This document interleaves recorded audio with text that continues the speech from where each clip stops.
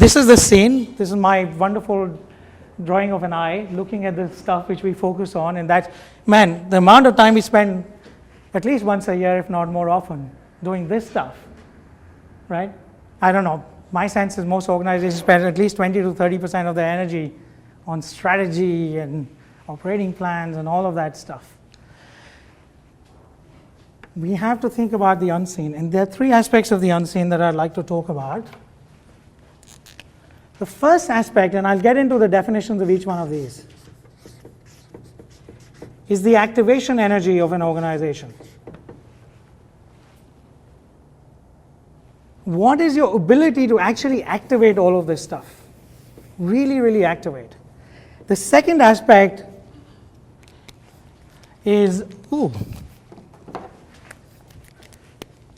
this the piece which we've always worked on, which is the transformation aspect. And the third one is what is called the materialization aspect. If you truly want to shift what an organization is able to create, you need to work on these three aspects even before you can do this. Now, I'm not saying don't stop, I'm not saying stop doing this stuff. But the problem is when you do this stuff as a paper exercise without really having thought about the unseen aspects, you actually run into lots of trouble. So it's a both and rather than an either or. So let's start with activation. What do you think we mean when we talk about this thing called activation? Right. So the idea is it's about letting go, it's realization and then letting go of historical mindsets.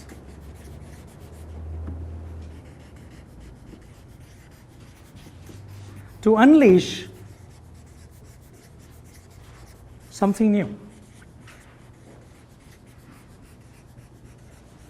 To unleash something new.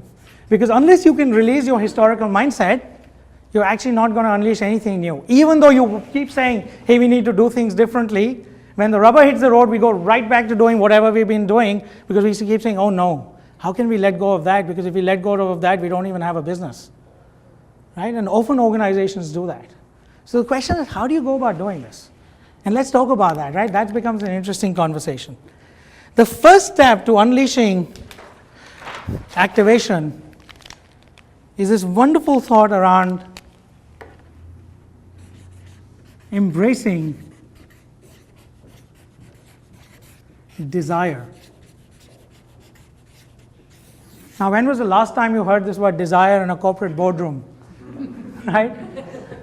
Ooh, we don't touch those things. That's so politically incorrect. Right? So what is desire all about? What is desire all about? What is desire? And why is it such a taboo word? It's a deep-seated wish for something. Yeah. And why do we run away from that? Because I think it's often been associated with a passion or an idea of doing something without being thoughtful enough. Yeah, interesting, right? And imagine the first time Steve Jobs came out with the idea of an iPod or whatever, he must have been laughed out of the room, right? What, you want to do what? All the market research says it's a complete waste of time, you shouldn't be doing it, right? So this is the interesting thing, a desire is a want, unfettered by intellect. It's got nothing to do with the 3 months of consulting time that you pay for. It's got nothing to do with the SWOT analysis you do. It's got nothing to do with any of that. It's to do with that visceral want that I want to make something happen. And often, organizations and leaders have been told you shouldn't do that. And this is the starting point for activation to happen.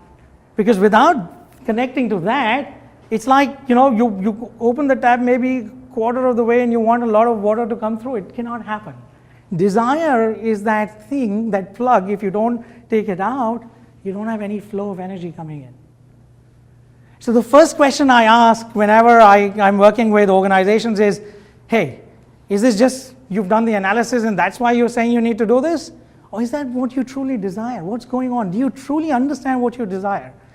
And show me an organization that is not successful in shifting, and I'll show you an organization where people are actually not living out of desire, they're just living out of what needs to be done. Right? And working into desire and living into desire is really, really important, both in the corporate context as well as in the personal context. And there's no quantitative measurement for desire, right? You can't measure it, but you know it when you see it. You can feel it with another person. You can feel it in an organization, right? The excitement and the passion that exists. And it's beyond vision and mission, right? And that's why great entrepreneurs have great desire. The second piece in unleashing activation is intention, authentic intention.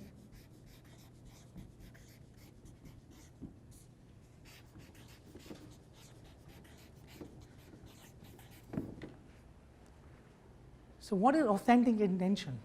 Authentic intention is, you can have a desire about a gazillion things, right? Authentic intention is whether you're willing to commit yourself to make it happen, right? So if I told you I'll give you 10 Ferraris for free, would you take it? For free, no questions asked. Sure. Are you willing to work for it? Maybe not. Exactly. That's why intention is so important. Because the intention separates what you want from what you want to work for. And often, organizations don't have authentic intention around desires. When authentic intention is present, results appear. When it is not, excuses appear. If you hear a lot of excuses about why an organization is not doing something, you know that the intention is not true. When these two come in alignment, magic happens. Because what it does is, it actually truly makes an organization brutally efficient. It makes an organization brutally efficient because it eliminates all the other junk that you shouldn't be working on. If you can truly live into desire and authentic intention. And often organizations don't do that. Now the last piece of this, which is the reason why these things often are not always effective, is this wonderful word called belief. Do I actually believe that I can make it happen? Does the organization believe that they can make it happen? And often, this belief ultimately starts asking the question how. Up here, there's no how. It's just I want to, right? No questions asked. If we start asking the how question too fast, you destroy desire and authentic intention, because this is just, at this point, completely non-tangible. Often organizations start asking the how question way too early in this whole game. And with a how question around belief, you can destroy any desire or any intention you want. This is really interesting. The only way you can actually address belief, if you're a really effective leader, is by holding on to your desire and intention, because that has to override the non-tangible nature of the belief. And there are 4 beliefs that come into play. And you think about anything that an organization is succeeded or not succeeded in achieving, these belief patterns need to be addressed. The first belief pattern is, we can. Do we believe we can? Can we make it happen? The second one is, we will. We will. Right? We believe we will make it happen. Not just we can, but we will. Come what may, we will. The third one is, it will, which is that the content of your desire is powerful enough that it will actually manifest itself. And then the last one, which is probably the most challenging one of all, is they will. And who's they? They is everyone else. Customers, government, your colleagues, whoever you're talking about, right? If these three aspects are not in alignment, you can create any vision or mission, it will be forgotten, or people will kind of talk to it, but there's nothing real and authentic and powerful in that vision or mission. And without these three aspects aligning, in fact, these two dancing together harmoniously, you can come up with any strategy, but you will not get the desired results because the internal lens with which you have to approach this in an organization is not being fulfilled and not being met.